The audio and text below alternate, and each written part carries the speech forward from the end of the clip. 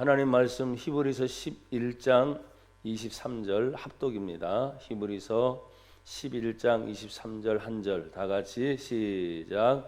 믿음으로 모세가 났을 때 그 부모가 아름다운 아이임을 보고 석 달 동안 숨겨 왕의 명령을 무서워하지 아니하였으며. 아멘. 할렐루야.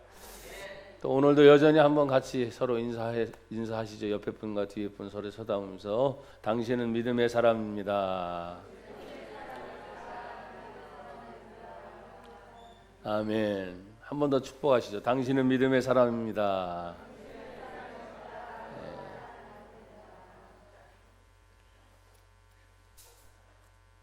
벌써 10월 셋째 주일이 됐습니다. 오늘 믿음의 사람들 시리즈로 벌써 8번째 시간을 우리가 맞이하면서 믿음으로 살아왔던 믿음의 선조들을 우리가 한 번 더 생각해 보고, 그 상황이 어떤 때는 믿음으로 앞에 보지 못한 일에 대해서 하나님 앞에서 예언을 했던 일들, 경고하심을 받았던 일들, 또 믿음을 가졌으나 시험을 받을 때 어떻게 했던가, 또 믿음을 가졌지만 죽음을 맞이할 때는 또 어떻게 했었던가, 이제 이런 것들을 우리가 더 자세히 살펴보면서 오늘은 모세의 출생에 대해서, 믿음으로 모세가 태어났을 때, 태어난 그 아기는 사실 힘이 없잖아요.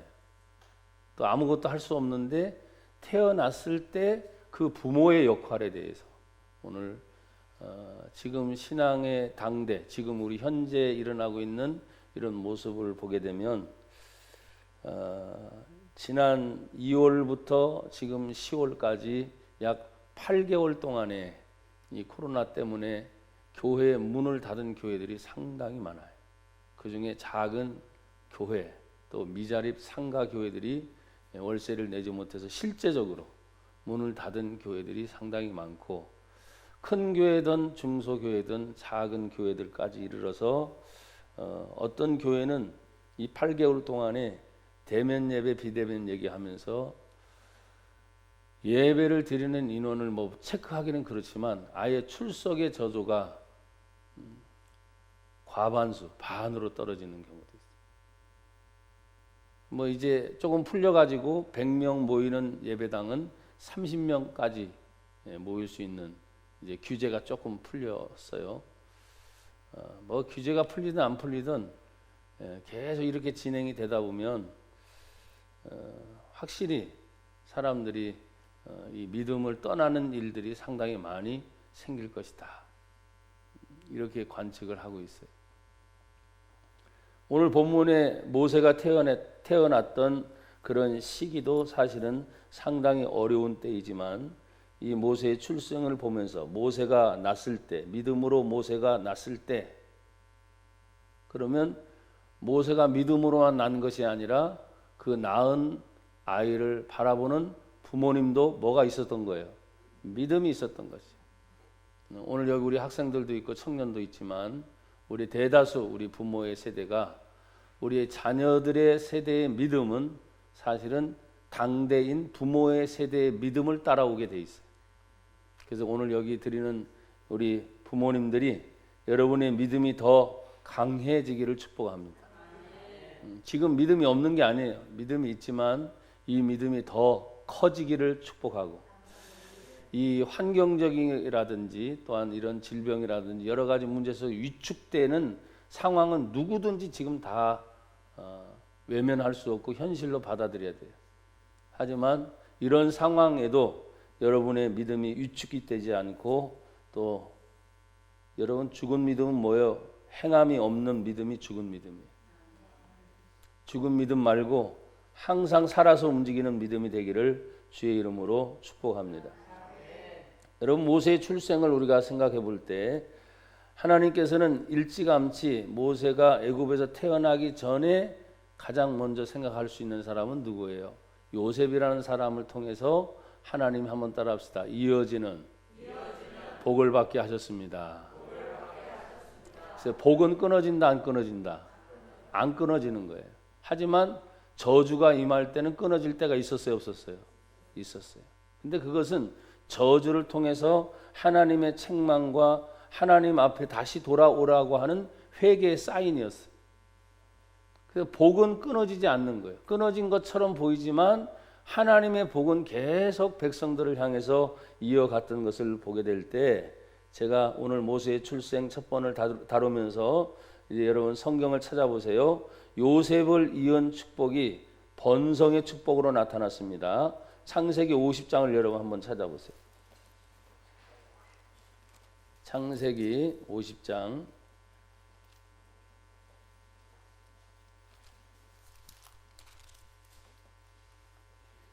22절, 요셉이 그의 아버지의 가족과 함께 애굽에 거주하여 몇 세를 살았어요? 110세를 살았어요. 요셉이 애굽에 올 때 나이가 17살의 나이였어요. 무슨 얘기인지 아시겠죠?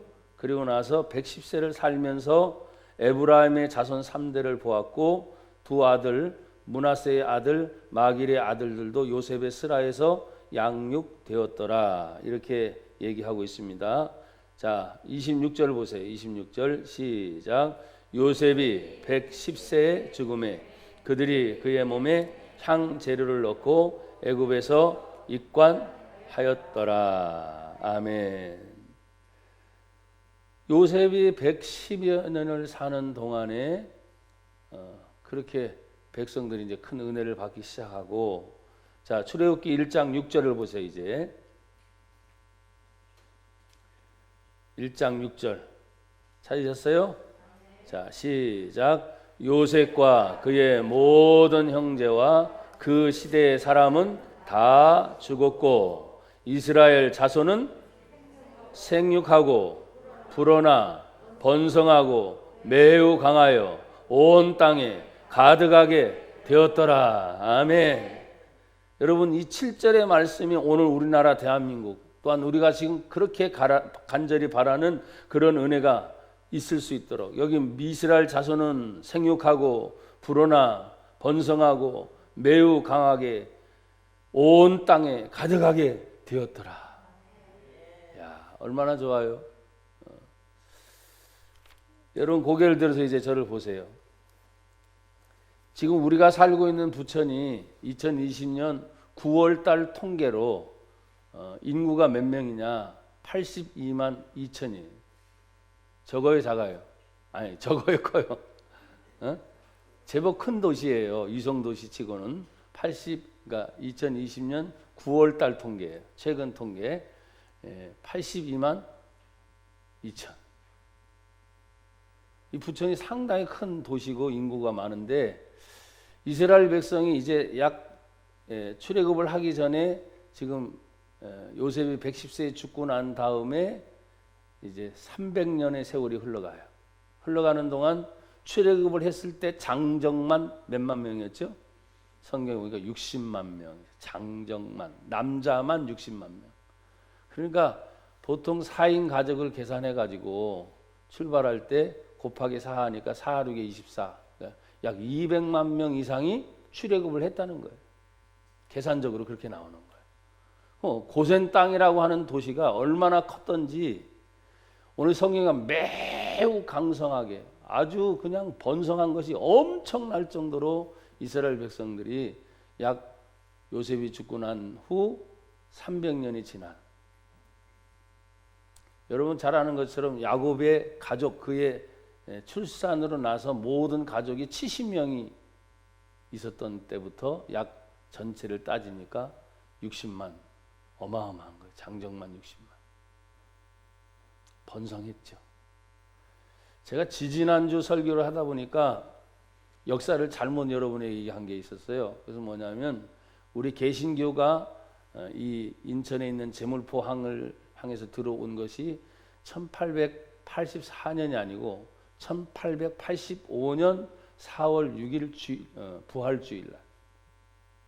제가 1년을 잘못 얘기했더라고요. 그러니까 1885년 부활주일날 아펜젤로와 언더우드 선교사가 저 제물포항을 통해서 우리 한국의 개신교의 역사의 시작이라고 말하는 거예요. 그러니까 135년이 지금 지나가고 있는 시점에 그 당시에 기독교 예수를 모르는 많은 사람들에게 복음이 전파돼서 이제 135년이 지난 지금의 시점에 이 대한민국에 약 4,700만이 모이는 그곳에 1,000만 명 가까이 예수를 믿게 됐다. 아멘. 어마어마한 거죠. 매우 번성하고 매우 강해졌어요. 근데 우리 기독교 교회라고 말하는 것이 매우 강한 것은 분명한데 강한 것을 표현할 수 있는 힘은 있어요, 없어요? 지금 없어요.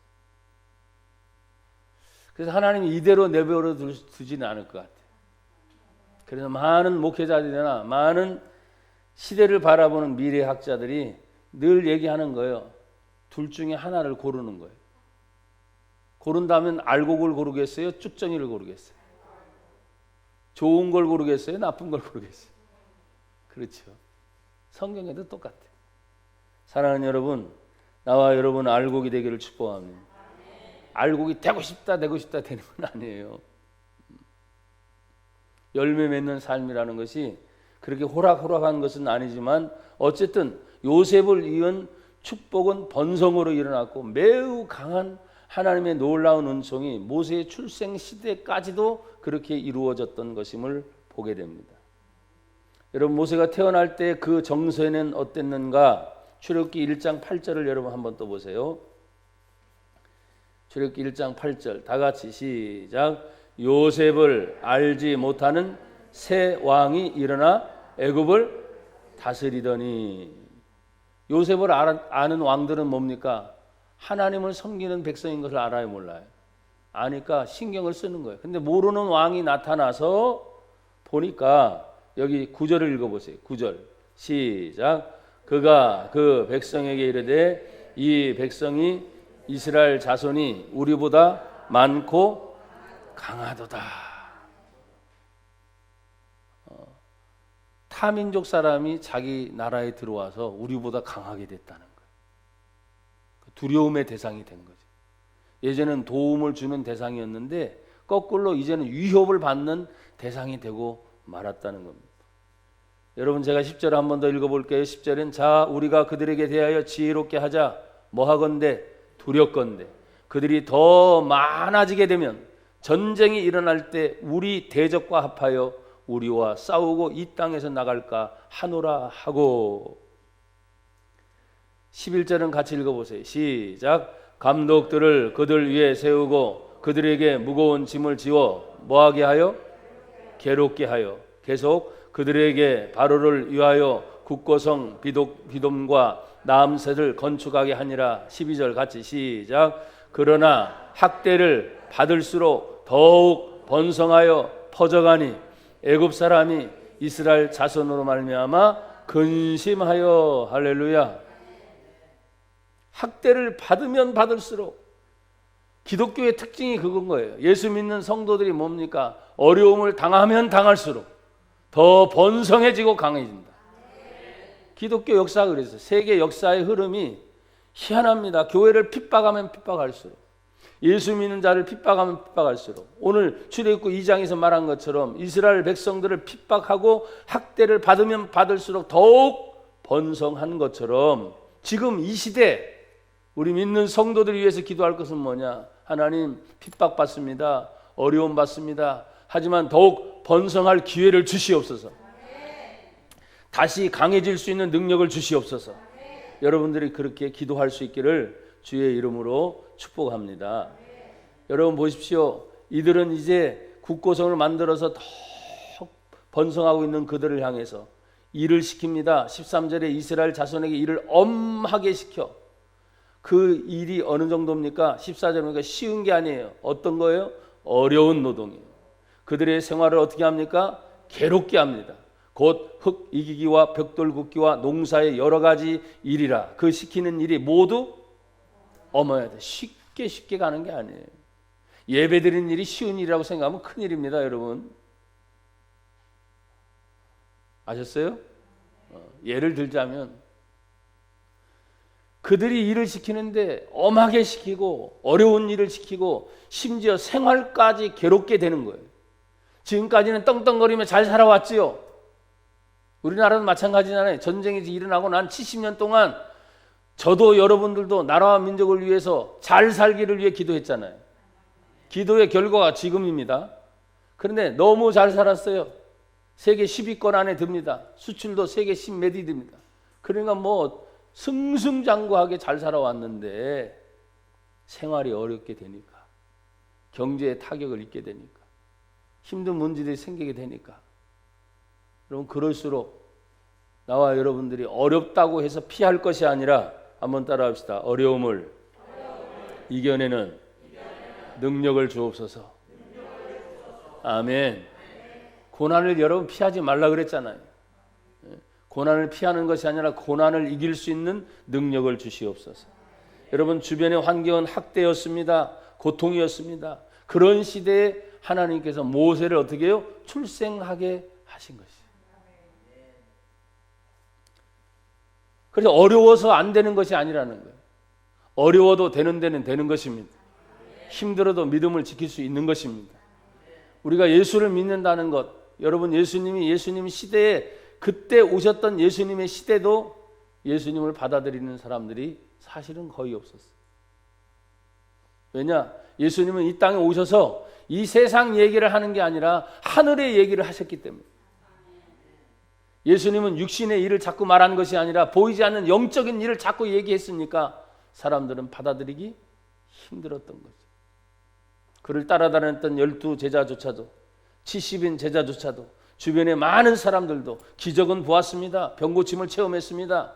영적인 전쟁에서 귀신들이 떠나가는 걸 보았습니다. 그럼에도 불구하고 그 예수님을 믿기는커녕 나중에 예수님을 다 십자가에 못 박는데 앞장서서 예수님을 다 배신했습니다.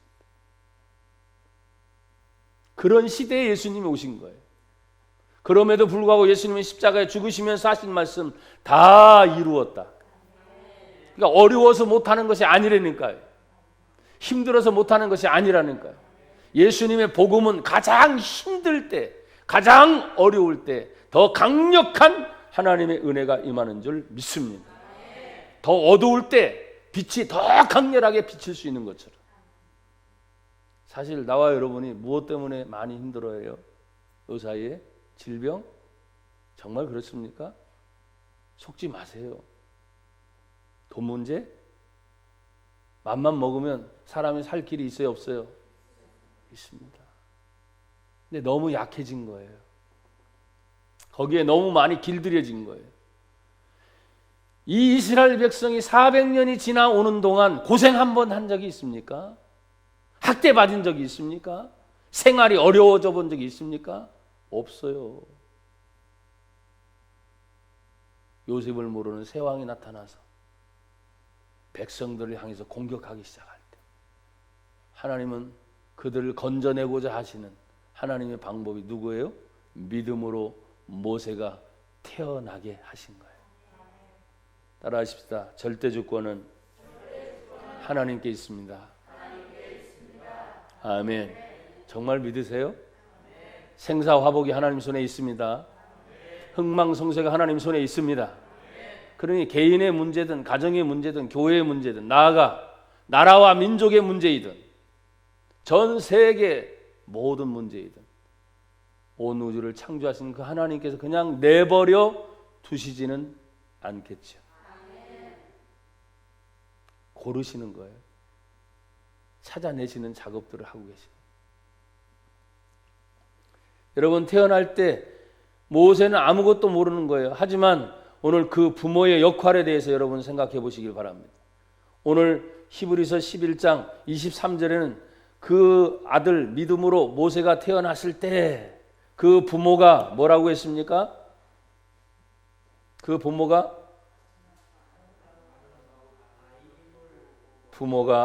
아름다운 아이임을 보고 그랬어요. 태어날 때 아름다운 아이임을 보고. 그리고 오늘 출애굽기 보세요. 거기에서 뭐가 되어 있냐 하면 2장 1절 2절 제가 읽습니다. 레위 가족 중 한 사람이 가서 레위 여자에게 장가들어 2절 같이 시작. 그 여자가 임신하여 아들을 낳으니 그가 잘 생긴 것을 보고 석 달 동안 그를 숨겼으나, 여긴 잘 생긴 것을 보고, 히브리서 11장은 아름다운 아이임을 보고 그랬어요. 여러분, 보통 여기 부모님들이 다 계시는데 저도 우리 상환이 태어날 때 아름답다 이건 아니었고 잘생겼다. 여기 우리 엄마 아빠도 어때요? 사실 태어났을 때 보면 참 좋잖아요. 근데 잘생긴 거 아름다운 것으로만 끝났을까? 그게 아닌 그 더 깊은 의미가 있지 않겠나 싶은 생각이 드는 거예요. 왜냐? 그의 아버지도 레위인이에요. 그의 어머니도 레위인이에요. 여러분이 12지파 중에 레위 지파는 뭔지 아시죠? 하나님의 성전을 관리하는 일 중에 제사장 집안들이었어요. 그러니까 12지파 중에도 유독 하나님의 성전을 관리하는 제사장의 업무를 감당해야 되니까 더 하나님 앞에 경건하게, 그렇죠? 더 하나님 앞에 정결하게 자신들을 돌봐야 했던 사람들이에요. 그들 중에 지금 아이가 태어난 것을 봤을 때 여러분 보십시오. 애굽의 바로 왕이 그 강하게 민족이 계속 번성해 가니까 하나의 방법이 있어요. 태어나는 여자아이는 살려주는 거예요. 남자아이는 어떻게 합니까? 애굽 강가에 가서 버려서 죽이는 겁니다. 그러면 모세가 태어날 때 모세 남자아이 혼자만 태어난 겁니까? 아니죠. 다른 집안에도 많이 태어날까요? 안 태어날까요? 다 태어나겠죠. 그 말의 의미는 모세의 부모는 태어났을 때 똑같이 두려움을 가졌을 거예요. 왜? 성경에 왕의 명령을 무서워하지 않았다는 말씀을 보면 그 왕의 명령이 얼마나 강했던지 주변에 있는 모든 사람들은 남자아이가 태어나면 다 어떻게 합니까? 나일 강가에 가서 다 버려요. 그게 법이에요. 오늘날 법이 있어요, 없어요? 여러분 오늘날 법이 있어요, 없어요? 행정명령법이 있어요, 없어요? 뭐 때문에? 질병 때문에. 뭐 때문에? 계속 할 거예요. 법은 계속 나올 거예요. 나와 여러분이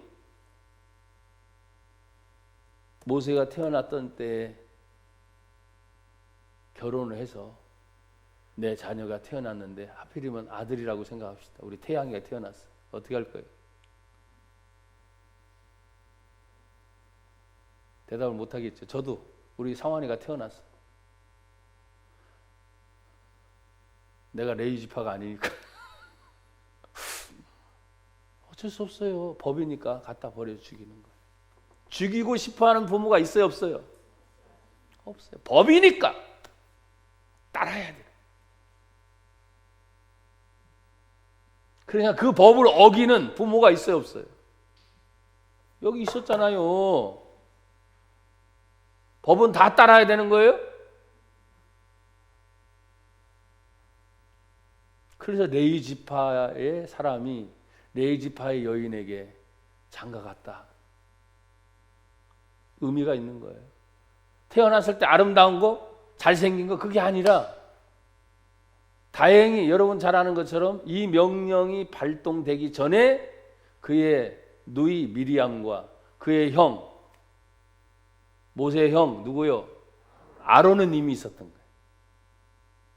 그 후에 세대 모세가 태어날 때는 남자아이는 무조건 다 죽는 거예요. 참 힘들죠. 그러니까 믿음으로라는 말이 나옵니다. 그 법에 순응해서 다 아들들을 죽인 부모를 누가 뭐라고 하겠습니까? 자기가 죽인 게 아니에요. 법에서 그렇게 하라고 했으니까 따라서 했을 뿐이니까 그 부모를 향해서 누가 정죄하겠습니까? 정죄할 수 없습니다. 그럼에도 불구하고 그 왕의 명령이 어마어마하게 두렵지만 그것을 거역하고 생명을 살리는 사람도 있어요, 없어요? 있었다는 거예요. 나는 여러분에게 말씀을 드렸습니다. 예배를 드리냐 마느냐 소모전으로 우리끼리 싸울 일이 아니다. 건물이 있어서 예배를 드리는 게 아니거든. 사실은요. 공간적인 의미가 예배가 아니거든요. 여러분 한 분 한 분이 다 성전이고 예배당입니다.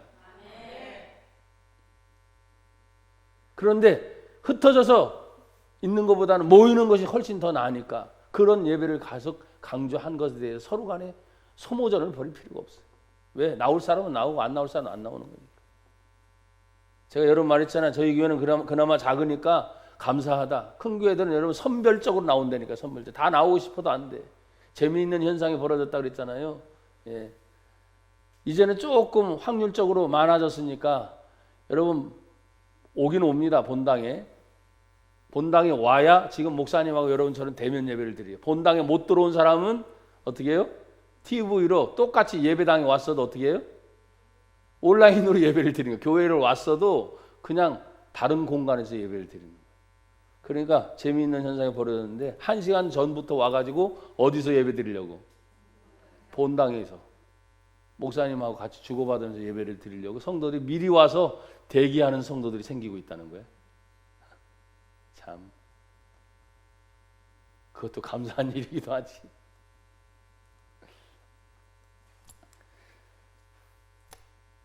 나는 여러분에게 늘 말했습니다. 피할 것이 아니라 적극적인 대응을 할 수 있는 하나님의 은혜가 나와 여러분에게 부어지기를 바라요. 육신의 질병이 들 때도 있고요. 글쎄 아직까지 저는 질병이 걸렸어도 그걸 이겨낼 수 있고 약을 먹든지 뭐 수술을 하든지 뭐 하든지 아직까지 이겨낼 수 있는 그런 능력이 있으니까 항상 여러분에게 큰 소리 치는지 모르겠지만 더 나이 들어서도 그냥 하나님의 전적인 은혜라고 한다면 그냥 거기에 순응하면서 갈 것 같아요. 다시 묻습니다. 생사화복이 하나님 손에 있습니까? 흥망성쇠가 하나님 손에 있습니까? 그러니까 모세의 출생에 부모의 역할이 나오는 거예요. 석 달 동안을 숨기면서 양육하면서 석 달 동안 여러분 보십시오. 전 물리면서 아이가 전 먹을 때만 뭐 항상 평안합니까? 그렇죠? 석 달 정도 길러보면 아이 울음소리 있어요, 없어요? 얼마나 조마조마할까요? 그러니까 석 달 이상은 더 못 숨기는 거예요. 그러니까 오늘 성경에 보니까 2장 3절에 출애굽기 2장 3절에 더 숨길 수 없게 되매 숨길 때까지 다 숨겨봤지만 더 숨길 수 없게 되매 그를 위하여 갈대 상자를 가져다가 역청과 나무진을 칠하고 아기를 거기 담아 나일 강가 갈대 사이에 두고 그랬어요. 석 달 동안 숨길 때까지 자신이 할 도리는 다 해요, 안 해요? 다 해본 거지. 나는 여기서 딱 한 가지만 여러분과 저와 여러분이 같이 나누기를 바라요. 한번 따라합시다. 생명의 소중함. 그거 하나. 그러면 아까도 말씀드렸지만 다른 부모들은 생명의 소중함을 모를까? 알죠? 아는데 차이가 뭐예요? 갖다 버리느냐? 아니면 끝까지 해볼 때까지 내가 해보느냐? 결국 모세의 부모도 갖다 버려요, 안 버려요? 갖다 버렸잖아요. 그러니까 처음부터 아예 포기하느냐? 아니면 끝까지 내가 해볼 만큼 해보고 안 되니까 갖다 버리느냐? 이 차이예요. 어느 부모가 어느 상황이 생겨도 생명의 소중함을 모르는 사람이 없단 말이에요. 그러나 이 부모의 태도는 남들과는 달랐다는 거예요. 이 땅에 살면서 예수 믿는 사람이 세상에 갑니다. 여러분의 가정에 돌아갑니다. 직장 생활을 합니다. 다를 게 뭡니까? 똑같잖아요. 열심히 일하고 월급 받고 직장 생활하고 학교 생활하고 다 똑같은데 사람들은 얘기해요. 다른데? 틀린데? 우리하고 뭔가 다른데? 자꾸 얘기하잖아요. 그 소리 안 들려요? 다르대 자꾸. 말하는 것도 다르고 행동하는 것도 다르고. 그게 나쁜 의미에서가 아니에요. 분명히 우리는 다릅니다. 예수 믿는다고 하는 것이 신앙생활을 하다 보면 나도 모르게 하나님 말씀이 계속 듣고 배우고 예배 생활을 하면서 하나님 앞에 말씀의 가르침을 받으면서 몸에 배어 있는 게 있거든요.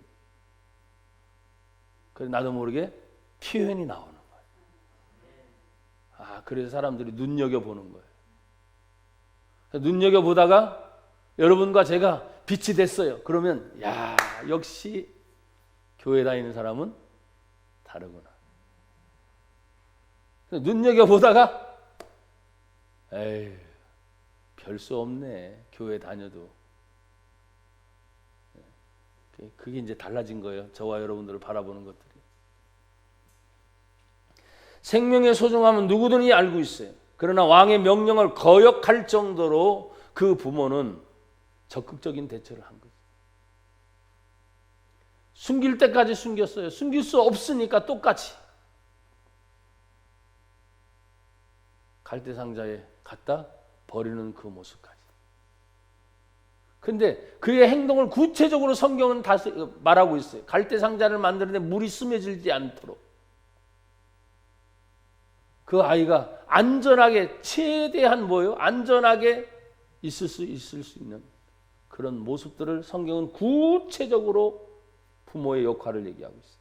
2장 3절에 더 숨길 수 없게 되면 그를 위하여 태어난 그 아기를 위하여 부모가 할 수 있는 최대한의 모습은 갈대상자를 가져다가 역청과 나무 진을 칠하고 물이 스며들지 않도록 만드는 거죠.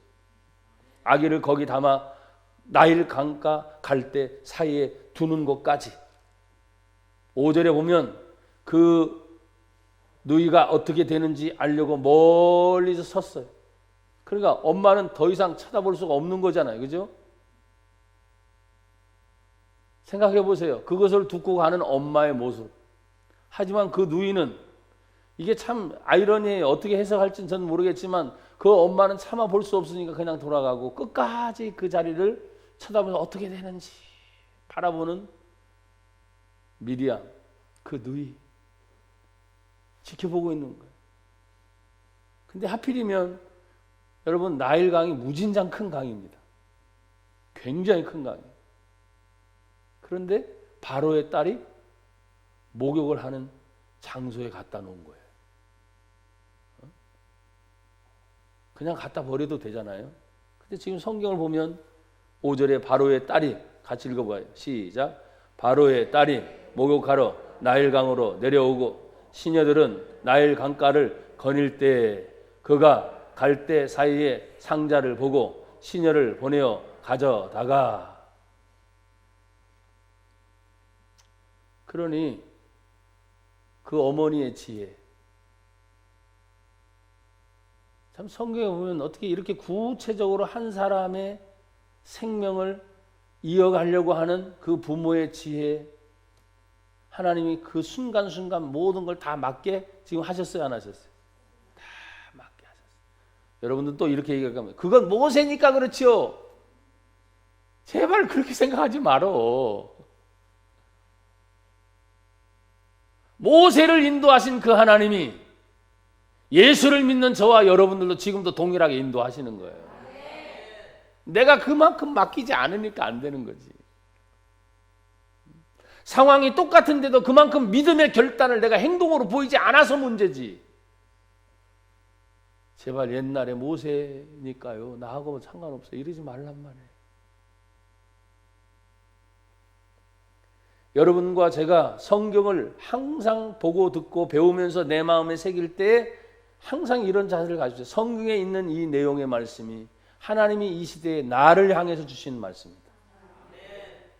나도 이런 상황이 됐을 때 모세의 부모처럼 그런 결단과 생명의 존귀함과 왕을 거역함과, 그렇잖아요.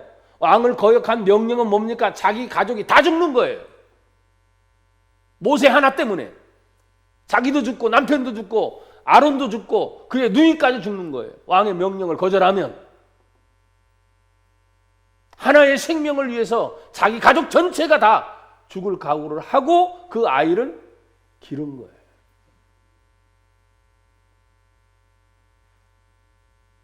요즘의 믿음은 너무 계산적일 때가 많아요.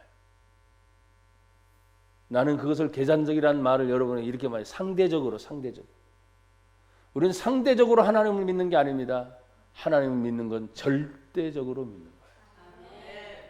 세상이 어떻기 때문에 믿다 안 믿다 이게 아닙니다. 세상이 어떻게 돼도 좋아요. 멸망되어도 좋아요. 완전히 끝나도 좋아요. 그래도 나는 하나님을 믿습니다. 그게 절대적인 거예요. 세상이 어려우니까 어려운 대로 어떻게 해보려고. 아니, 한번 따라서 고백합시다. 상대적인 믿음 말고, 한 번 더, 상대적인 믿음 말고 절대적인 믿음을 주옵소서. 아멘. 믿음은 믿음인데 엄청난 차이거든요. 그 부모의 지혜가 보입니다.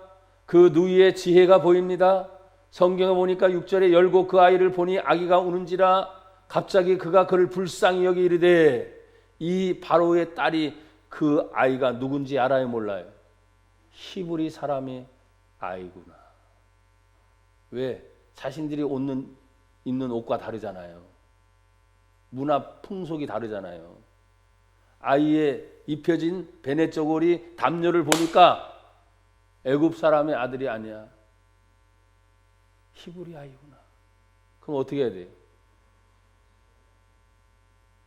바로의 딸이니까 어떻게 해야 돼요? 죽여야지요. 내버려 둬야지요. 그런데 그 마음에 감동을 일으키시는 보이지 않는 하나님의 사랑, 사람의 마음까지 움직이시는 하나님의 은혜, 그 옆에 서 있던 누이가 바로의 딸에게 달려가서 내가 가서 당신을 위하여 히브리 여인 중에 유모를 불러다가 이 아이에게 젖을 먹이게 하리까? 거기에는 상당한 시간이 흘렀을 것 같아요. 그렇죠? 그런데도 그냥 문장만 딱 나오니까 그 누이가 그걸 바라보면서 바로의 딸에게 가서 어떻게 이렇게 자신 있게 담대하게 말을 할 수 있냐. 그래서 성경을 읽다 보면 마지막 날에 우리가 주님을 믿는 것에 대하여 때로는 두려워하고 무서워하고 있을 때 하나님 한마디로 말씀을 하세요. 두려워 마라. 놀라지 말라. 내가 내 입에 할 말을 성령께서 알려주실 것이다. 여러분, 미리암의 나이로 계산하면 결코 많은 나이가 아니에요. 어린 초등학교 수준 정도. 어떻게 이렇게 대답할 수 있을까? 바로의 딸의 마음에 감동을 주신 하나님도 하나님이시지만 그 미리암의 입술에 지혜를 주시어서 지금 유모를 데려다가 당신을 위하여 이 아이에게 젖을 먹이게 하리이까? 또 바로의 딸이 응답하는 것을 보면 재미있습니다. 8절에 바로의 딸이 그에게 이르되 가라. 그 소녀가 가서 그 아기의 어머니를 불러오니, 친엄마를 불러오는 거야. 야,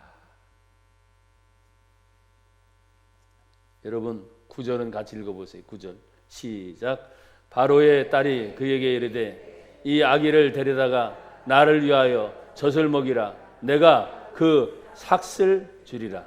여인이 아기를 데려다가 젖을 먹이더니, 친엄마가 친아들에게 젖을 주면서도 뭘 받아요? 월급 받고 있네. 할렐루야.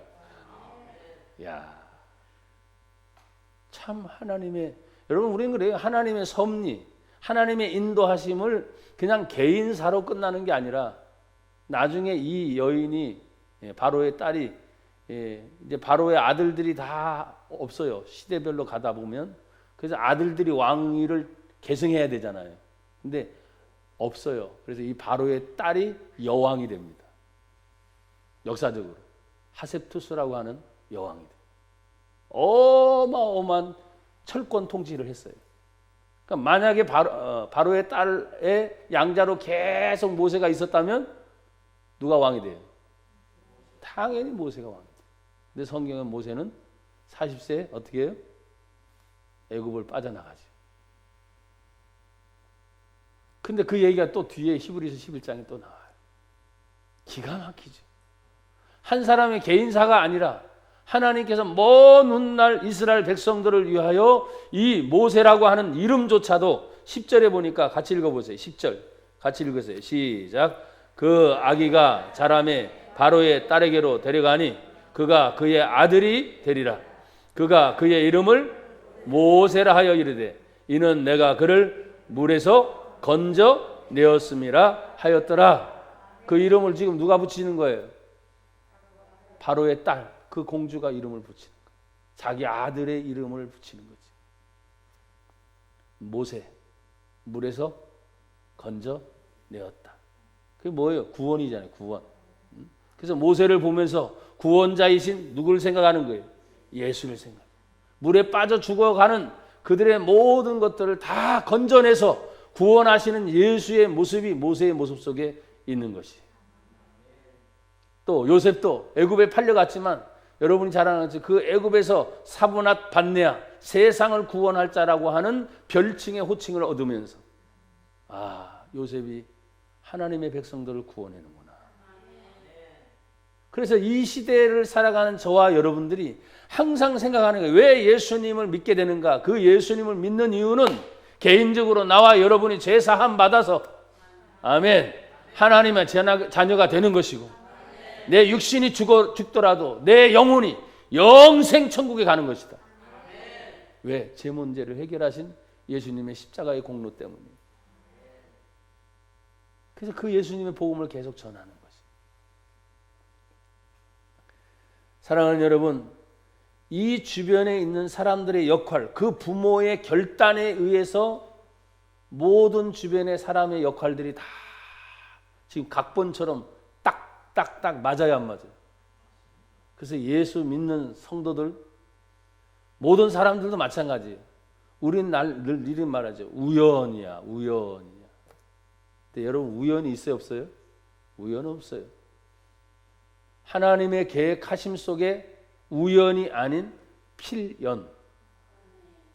아셨죠? 결코 우연적으로 일어나는 일이 아니에요. 지금 한 사람의 인생의 모습 속에 먼 훗날 구원의 모습까지 바라볼 수 있는 것처럼 하나님은 우리를 어느 정도 잘 아십니까? 머리털까지 세신 받으신 하나님. 참새 한 마리에 떨어져도 하나님의 허락하심이 없이는 떨어지지 않는다고 하신 하나님의 음성을 우리가 들을 수 있어야 돼요.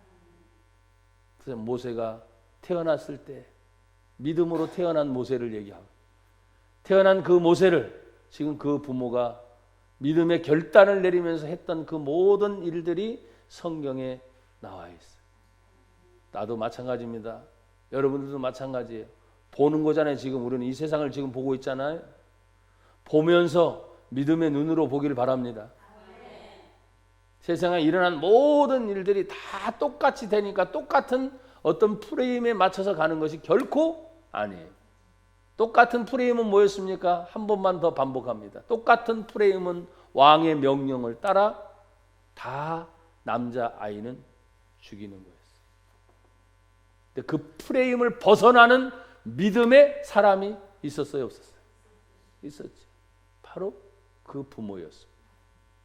그 부모의 결단을 통해서 계속해서 앞으로 나아가는 일에 그의 가족이 동원이 되고 심지어는 바로의 딸이라고 하는 엄청난 권세자가 그 주변에 붙어서 죽을 수밖에 없는 생명이 살아나게 됐어요. 살아난 그 생명이 민족을 살리는 지도자가 되어 그 복음의 통로를 여는 위대한 하나님의 지도자가 됐죠. 오늘 우리 부모들의 역할이 그럽니다. 우리 아이가 뭐가 되겠어? 그건 여러분의 생각이지. 내 마음에 들어 안 들어? 여러분의 생각이지. 이왕이면 큰 마음을 품으세요. 하나님, 나를 통해서 믿음이 전수되게 하옵소서. 나를 통해서 말씀이 전수되게 하옵소서. 왜? 내가 예수를 믿고 말씀을 알았으니 얼마나 감사합니까? 그래서 내 가족부터 구원해내는 저와 여러분이 되기를 주의 이름으로 축복합니다. 하나님 감사합니다. 오늘 믿음으로 모세가 태어났을 때 그의 부모의 모든 행동과 삶의 결단이 마지막 시대를 살아가는 우리들을 향해서 부모의 결단과 자녀들을 향한 하나님의 축복을 이어받을 수 있는 우리 부모의 역할이 되도록 친히 인도하여 주옵소서. 말씀을 들은 저희들에게 오늘도 동일한 은혜들이 임하도록 주님 인도해 주심을 믿사오며 예수님 이름으로 기도드리옵나이다. 아멘.